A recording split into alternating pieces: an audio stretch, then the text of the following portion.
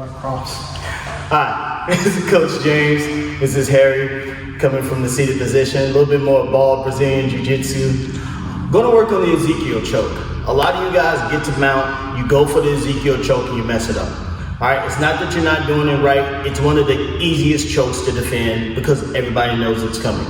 I'm going to show you a different way to set it up. I showed this to a couple other people and they've had a lot of success with it. So primarily what happens when you're doing the Ezekiel choke, I'm gonna go through it, then I'm gonna talk about what happens and why he's able to get out. We get here. Go ahead and defend. All right, back.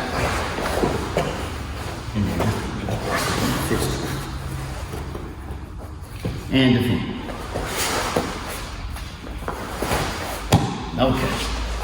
So, as you can see, a lot of time what happens is a person gets so concerned with getting this and trying to get the choke that they become light. Or they're squeezing so hard that they now attach to the person's frame and it makes it easier for them to get rolled over. If this has happened to you, go ahead and raise your hand. It's happened to me. So I'm gonna show you a couple of ways to fix it. The other way is a lot of times people know that when you get your arm through and they feel you playing with your sleeve, that it's coming, so they'll put up their simple X defense and you can't punch your fist in.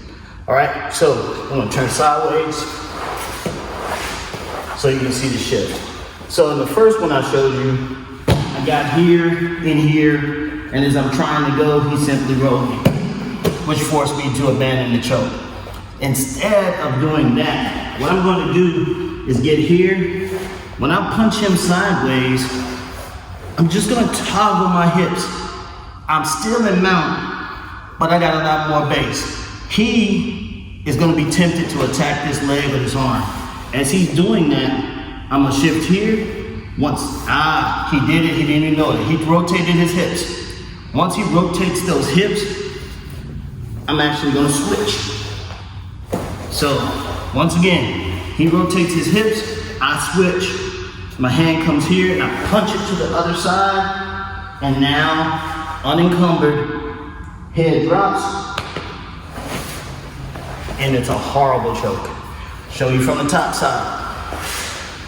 So once again, I got here, did the traditional, here, boom, he's ready to throw me off because I'm locked. Instead, I toggle. As he shifts his hips, I turn, I shift, unencumbered, head to the mat, and choke. A lot of times, we get so caught up in the technique that we're taught, hand under, grab, wipe in the face, get this over and choke. If you're a blue belt or above, you know what's coming. You're waiting for them to settle their hips so you can toss them or you can defend. What I'm saying is I'm gonna bait you to go one way. As soon as I feel you shift, I rotate and I hit the unprotected side. For the person on top, it's just a matter of pivoting your head. So once again, we're here. And if you, for my grapevine guys, if you're here, you got a good grapevine and you feel comfortable, stay there by all means. Like I said, I'm a squat body.